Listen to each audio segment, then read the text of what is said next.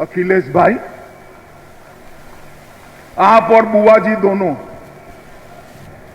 15 साल का हिसाब लेकर आ जाओ।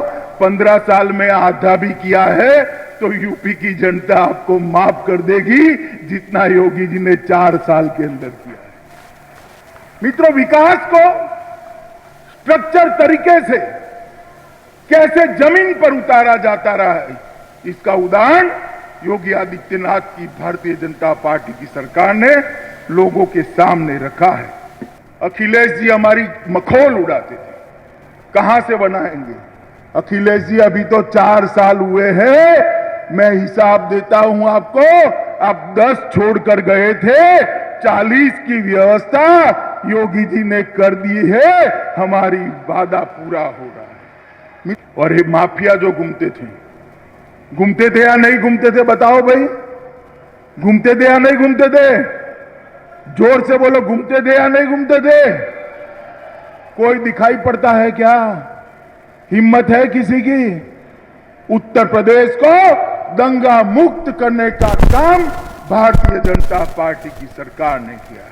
उत्तर प्रदेश को माफिया मुक्त करने का काम भारतीय जनता पार्टी की सरकार ने किया है।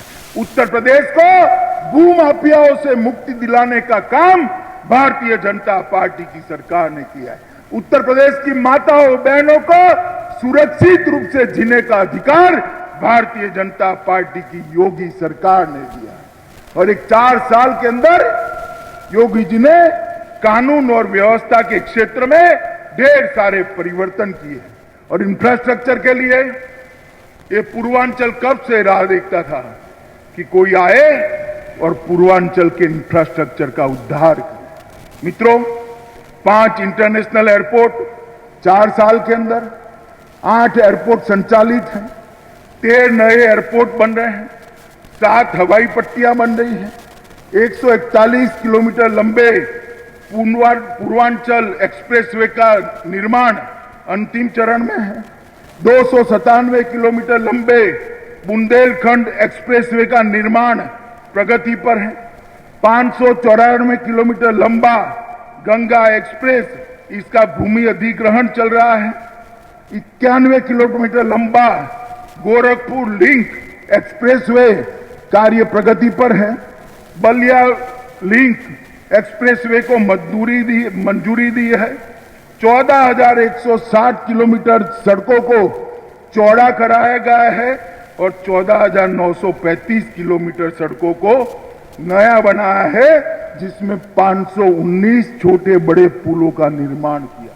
मित्रों, उत्तर प्रदेश सरकार ने हाल ही में 4 साल पूरे किए और मैं सच अर्थ में कहता हूं, मेरी पार्टी के मुख्यमंत्री है इसलिए नहीं, हमारे चुनाव घोषणा पत्र को पूरा पढ़कर उसकी एडमिनिस्ट्रेटिव व्यवस्था कर चुन कर एक एक वादे को पूरा करने का काम श्री योगी आदित्यनाथ ने किया है। 5,50,270 करोड़ का बजट रखा है। योगी जी ने $1 ट्रिलियन की अर्थव्यवस्था का लक्ष्य रखा है और मुझे विश्वास है आपका आशीर्वाद फिर से मिलने वाला है और मोदी जी की 5 ट्रिलियन का लक्ष्य भी पूरा होगा और योगी जी का $1 ट्रिलियन इकोनॉमी का लक्ष्य भी पूरा होने वाला है। भारत माता की। क्यों भाई, पूर्वांचल वालों की आवाज को क्या हो गया है? दिल्ली में मोदी जी तक आवाज जानी चाहिए कि मिर्जापुर में भाजपा वाले इकट्ठा हुए हैं। मेरे साथ दोनों हाथ उठाइए और प्रचंड आवाज से बोलिए, भारत माता की, भारत माता की, भारत माता की। मंच पर उपस्थित उत्तर प्रदेश के यशस्वी और लोकप्रिय मुख्यमंत्री श्रीमान योगी आदित्यनाथ जी, आज के कार्यक्रम के केंद्र बिंदु, यहां पर पूरे मिर्जापुर से आए हुए मेरे प्यारे भाइयों और बहनों को मैं प्रणाम करता हूं।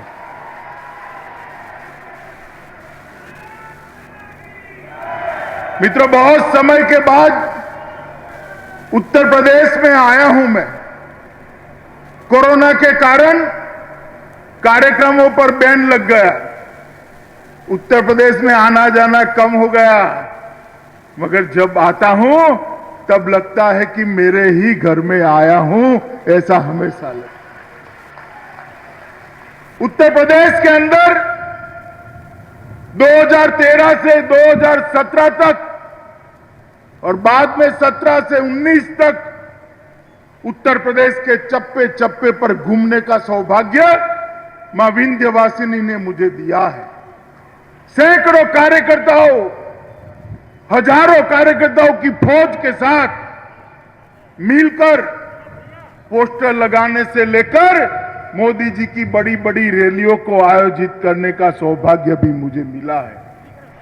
और मित्रों, यही उत्तर प्रदेश है जिसको यश जाता है 2014 में पूर्ण बहुमत की पहली भारतीय जनता पार्टी की सरकार बनाने का।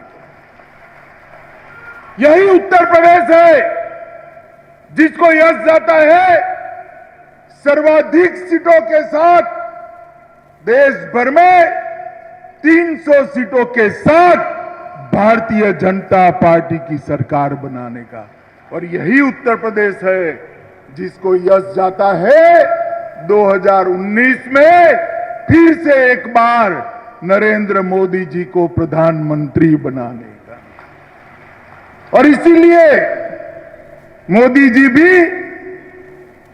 जी भी उत्तर प्रदेश से ही सांसद बनकर देश की संसद में जाते हैं। मोदी जी जानते हैं कि उत्तर प्रदेश वालों की अपेक्षा क्या है।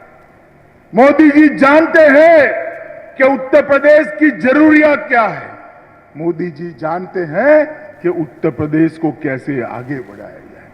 और मित्रों, आप ही के आशीर्वाद का परिणाम है कि 2014 और 2019 में जो पूर्ण बहुमत आपने दिया, आज मैं गर्व से बता रहा हूं कि हम बहुत छोटे कार्यकर्ता हम सब हुआ करते थे, तब से विचारते थे, आंदोलन करते थे, जुलूस निकालते थे, कार सेवा में आते थे। कई लोगों ने लाठियां खाई, गोलियां खाई, कई पीढ़ियों तक संघर्ष 550 साल से चालू रहा कि अयोध्या में रामलल्ला का मंदिर कब बनेगा, कब बनेगा, कब बनेगा।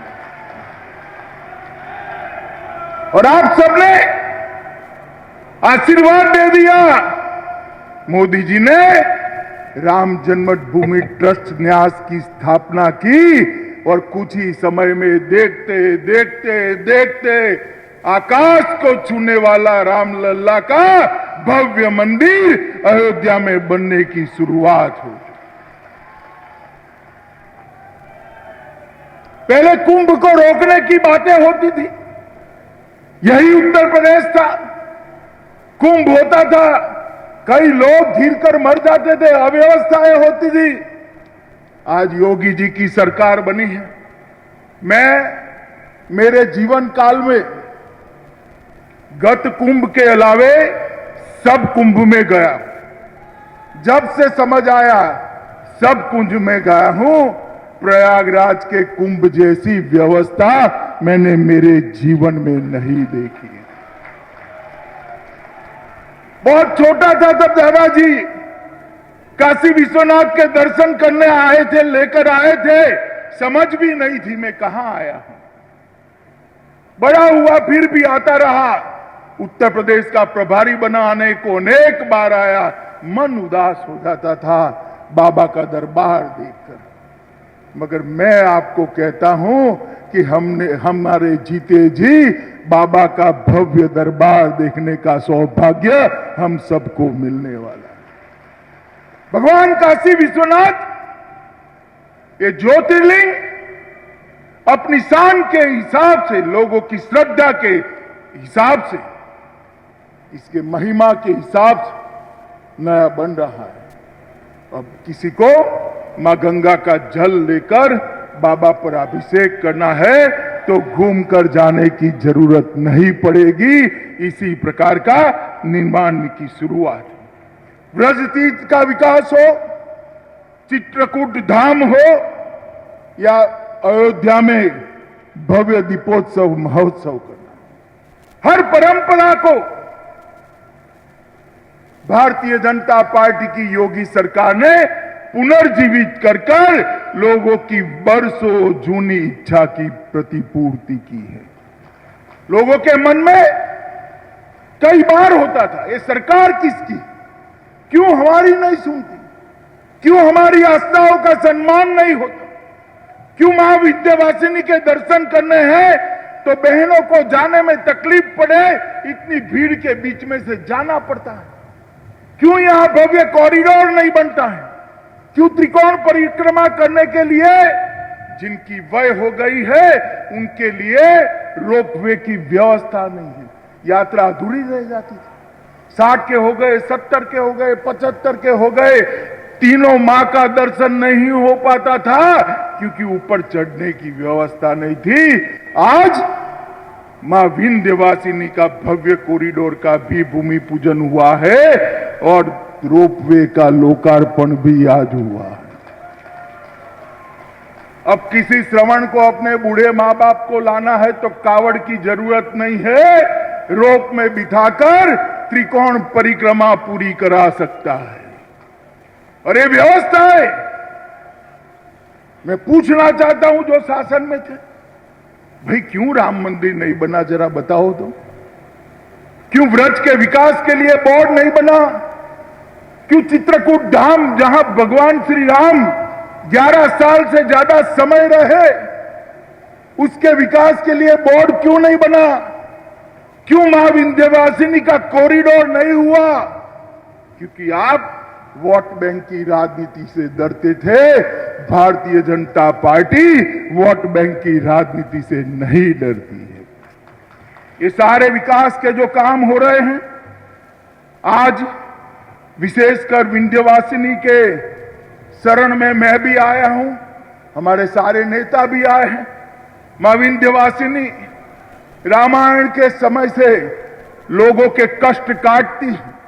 कहते हैं अगस्त्य जी ने विंध्य को नमाने की ताकत यहीं से प्राप्त की। मां विंध्यवासिनी को ही महिषासुर मर्दनी कहते हैं। मां विंध्यवासिनी को कई लोग कृष्ण की बहन भी मानते हैं। और ये सब श्रद्धा की अभिव्यक्ति आज बहुत अच्छे तरीके से हो पाए, इस प्रकार की व्यवस्था हो। ये मां जो यहां विराजमान है उसमें चारों वेदों का वास है। ब्रह्म मुहूर्त में मां का बाल स्वरूप का दर्शन होता है, मध्याह्न में युवा स्वरूप का दर्शन होता है, शाम में मां प्रौढ़ स्वरूप में दिखती है और चौथे रूप में देर रात को वृद्ध स्वरूप में दिखाई पड़ती है। आज मैं मध्याह्न में दर्शन कर आया हूं। कहते हैं जो मध्याह्न में विंध्यवासिनी की प्रार्थना करता है उसको अर्थ की प्राप्ति होती है। और मैंने वहां पर उत्तर प्रदेश के सुख और स्वास्थ्य की वृद्धि के लिए मन से मां विंध्यवासिनी को मैं प्रार्थना कर आया हूं। उत्तर प्रदेश के अंदर जब से भारतीय जनता पार्टी की सरकार बनी, योगी आदित्यनाथ जी इसके मुखिया बने, ढेर सारे काम हुए। और आज यहां पर मंदिर पराकोट का निर्माण, परिक्रमा पथ का निर्माण, रोड व मैग्नेट मेन गेट की व्यवस्थाएं, मंदिर के गलियों के फसाड ट्रीटमेंट का कार्यक्रम, मां विंध्यवासिनी को आने जाने वालों को जोड़ने का, रोड जोड़ने का कार्यक्रम, विंध्याचल मेरा परिक्षेत्र में पार्किंग, शॉपिंग सेंटर, कई प्रकार की व्यवस्थाएं आज यहां पर शुरू होने जा रही है। मैं योगी जी को हृदय से बधाई देता हूं कि सभी वयस्क यात्रियों को, देश भर के यात्रियों को आपने जो ये आज रोपवे बनाया है वो किसी श्रवण को कावड़ उठाने की जरूरत नहीं रहेगी, वो अपने मां बाप को लेकर यात्रा करा पाएगा। मित्रों, जब से मोदी जी की सरकार बनी, गरीबों, पिछड़ों, दलितों, आदिवासियों के लिए इस सरकार ने ढेर सारा किया। अभी बहन अनुप्रिया ने कहा, मोदी जी ने अभी बहुत बड़ा एक फैसला लिया है। देश में जितनी भी स्नातक और अनुस्नातक, एमबीबीएस, एमडी और एमएस की सीटें थी, वो सभी केंद्र कोटा की 25% सीटों के अंदर ओबीसी के लिए 27% और गरीबों के लिए 10% रिजर्वेशन की व्यवस्था भारतीय जनता पार्टी ने की। हमेशा ओबीसी मतदाताओं के, पिछड़ों के वोट लेकर राज करने वाली कांग्रेस और स्थानीय पार्टियां कभी इसके कल्याण के लिए काम नहीं। मोदी जी ने उनके लिए आयोग बनाने की बात करी। मोदी जी आज इनके लिए रिजर्वेशन भी ला रहे हैं और अन्य बिन आरक्षित जातियों के गरीब बच्चों के लिए भी 10% रिजर्वेशन की शुरुआत की। मोदी जी ने इस देश के समग्र जनता जो 18 साल से ऊपर की आयु है, उसको मुफ्त में कोरोना का टीका देने की व्यवस्था भी भारतीय जनता पार्टी की नरेंद्र मोदी सरकार ने की। और जून महीने से दीपावली तक, अक्टूबर तक 80 करोड़ लोगों को प्रति व्यक्ति 5 किलो अनाज मुफ्त में देने की योजना भी भारतीय जनता पार्टी के प्रधानमंत्री नरेंद्र मोदी जी ने की। मैं मानता हूं इससे बड़ा कोई काम नहीं हो सकता। कोरोना के कारण ढेर सारी परेशानियां हुई हैं और इसका एक सरल रास्ता था कि देश की 80 करोड़ जनता को 6 माह तक मुफ्त में राशन देकर उन पर उनका बोझ कम कर दिया जाए। मित्रों, उत्तर प्रदेश सरकार ने हाल ही में 4 साल पूरे किए और मैं सच अर्थ में कहता हूं, मेरी पार्टी के मुख्यमंत्री है इसलिए नहीं, हमारे चुनाव घोषणा पत्र को पूरा पढ़कर उसकी एडमिनिस्ट्रेटिव व्यवस्था कर चुन चुन कर एक एक वादे को पूरा करने का काम श्री योगी आदित्यनाथ ने किया है। 5,50,270 करोड़ का बजट रखा है। योगी जी ने $1 ट्रिलियन की अर्थव्यवस्था का लक्ष्य रखा है और मुझे विश्वास है आपका आशीर्वाद फिर से मिलने वाला है और मोदी जी की 5 ट्रिलियन का लक्ष्य भी पूरा होगा और योगी जी का $1 ट्रिलियन इकोनॉमी का लक्ष्य भी पूरा होने वाला है। और मोदी जी ने जो गरीब कल्याण की योजनाएं बनाई है, उसमें से 44 योजनाएं ऐसी है जिसके क्रियान्वयन में उत्तर प्रदेश सब सरकारों में देश भर में नंबर 1 है। मित्रों, आज मैं इतना ही कहना चाहता हूं। कोरोना की 2 लहरें आई, 22 करोड़ से ज्यादा आबादी, पूरे यूरोप से ज्यादा आबादी रखने वाला है उत्तर प्रदेश। योगी जी ने परिश्रम, मेहनत, सूझबूझ और अपनी वहीवटी क्षमता का, एडमिनिस्ट्रेटिव ताकत का परिचय कराते हुए जो कोरोना प्रबंधन किया, उत्तर प्रदेश को उन्होंने लगभग कोरोना मुक्त करने का काम किया। सबसे ज्यादा वैक्सीनेशन यहीं पर हुई और सबसे ज्यादा टेस्टिंग भी यहीं पर हुई। सबसे ज्यादा बेड का निर्माण यहीं पर हुआ है। 1,80,000 कोविड बेड की उपलब्धता करी। 541 ऑक्सीजन प्लांट बनाने का काम चल रहा है। 194 बन गए हैं। बच्चों के लिए निःशुल्क दवाई किट देने का काम किया और निराश्रित बच्चों के लिए मुख्यमंत्री बाल सेवा योजना की शुरुआत की। और उत्तर प्रदेश के हेल्थ इंफ्रास्ट्रक्चर हमने लिखा था हर 2 जिले के बीच में एक मेडिकल कॉलेज बनाएंगे। अखिलेश जी हमारी मखौल उड़ाते थे, कहां से बनाएंगे? अखिलेश जी अभी तो 4 साल हुए हैं, मैं हिसाब देता हूं आपको। आप 10 छोड़कर गए थे, 40 की व्यवस्था योगी जी ने कर दी है। हमारी वादा पूरा हो रहा है। मित्रों, केंद्र सरकार ने 23,000 करोड़ रुपए का हेल्थ इंफ्रास्ट्रक्चर का जो पैकेज घोषित किया है मोदी जी के निर्णय के बाद, उसका सबसे बड़ा फायदा यूपी को होने वाला है। मित्रों, आज यूपी मेक इन इंडिया में इन्वेस्टमेंट की सबसे पहली पसंद बनता जा रहा है और लगभग 3.5 लाख करोड़ से ज्यादा इन्वेस्टमेंट भूमि पर उतारने का काम भी उत्तर प्रदेश ने किया है। और ये माफिया जो घूमते थे या नहीं घूमते थे, बताओ भाई, घूमते थे या नहीं घूमते थे? जोर से बोलो, घूमते थे या नहीं घूमते थे? कोई दिखाई पड़ता है क्या? हिम्मत है किसी की? उत्तर प्रदेश को दंगा मुक्त करने का काम भारतीय जनता पार्टी की सरकार ने किया है। उत्तर प्रदेश को माफिया मुक्त करने का काम भारतीय जनता पार्टी की सरकार ने किया है। उत्तर प्रदेश को भू माफियाओं से मुक्ति दिलाने का काम भारतीय जनता पार्टी की सरकार ने किया है। उत्तर प्रदेश की माताओं बहनों को सुरक्षित रूप से जीने का अधिकार भारतीय जनता पार्टी की योगी सरकार ने दिया है। और एक 4 साल के अंदर योगी जी ने कानून और व्यवस्था के क्षेत्र में ढेर सारे परिवर्तन किए हैं। और इंफ्रास्ट्रक्चर के लिए ये पूर्वांचल कब से राह देखता था कि कोई आए और पूर्वांचल के इंफ्रास्ट्रक्चर का उद्धार करे।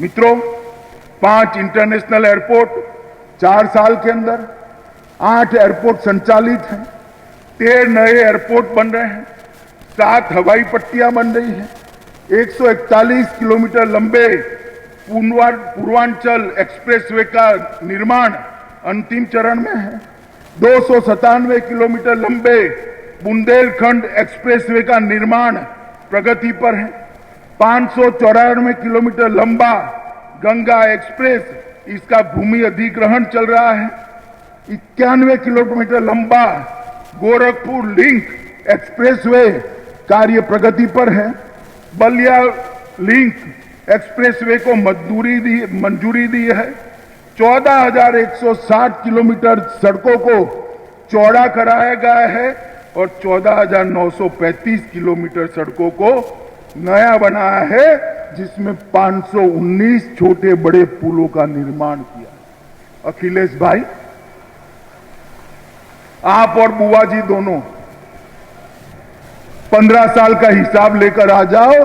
15 साल में आधा भी किया है तो यूपी की जनता आपको माफ कर देगी, जितना योगी जी ने 4 साल के अंदर किया है।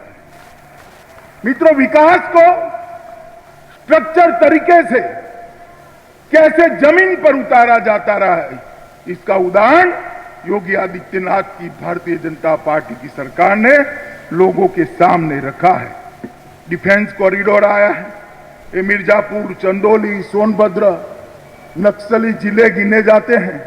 अभी अभी मैंने रिव्यू करा है और मैं गर्व के साथ कहता हूं, मिर्जापुर, चंदौली और सोनभद्र तीनों नक्सलवाद के प्रभाव से पूर्णतया मुक्त हो चुके हैं। नक्सलवाद को भी समाप्त किया गया है। 1574 करोड़ की माफियाओं की संपत्ति जब्त कर ली गई है और लूट, डकैती, हत्या, ये सब में 50% से लेकर 28% की कमी दर्ज की गई। मित्रों, ये तभी होता है कि इसके पीछे कोई पवित्रता से लगे, अपनी जाति की नहीं देखते हैं। ये भारतीय जनता पार्टी की सरकार है, अपने परिवार का नहीं देखा जाता है।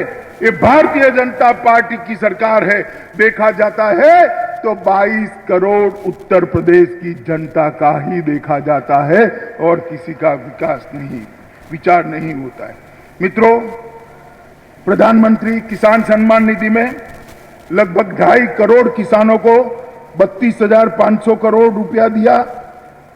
लगभग 78 लाख किसानों से 78,000 करोड़ का धान और गेहूं खरीदा गया, 20 चीनी मिलों का आधुनिकीकरण किया गया, लगभग 30 लाख से ज्यादा गरीबों के आवास बनाए गए, 2 करोड़ 61 लाख शौचालय बनाकर माताओं बहनों के सम्मान को बढ़ाया गया।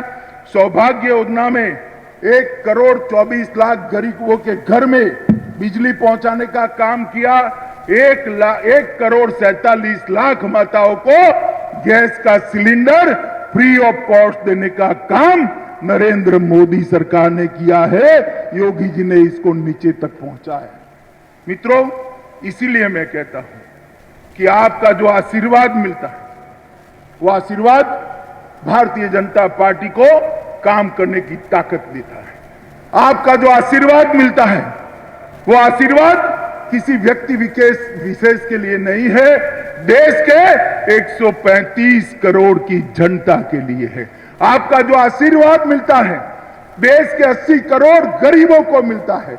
आपका आशीर्वाद जो मिलता है वो कितनी छोटी कुमारिकाओं बच्चियों को मिलता है जिनको एक सुरक्षित माहौल पूरा करने का काम करते हैं। आपने भारतीय जनता पार्टी को 2014 में आशीर्वाद दिया, 2017 में दिया, 2019 में दिया। मैं बरोबर यही था, सब अटकलें लगाते थे। कांग्रेस और सपा इकट्ठा हो गए, सपा बसपा और कांग्रेस सब इकट्ठा हो गए, मगर आप नहीं डिगे। आपका आशीर्वाद बढ़ता ही गया, बढ़ता ही गया, बढ़ता ही गया।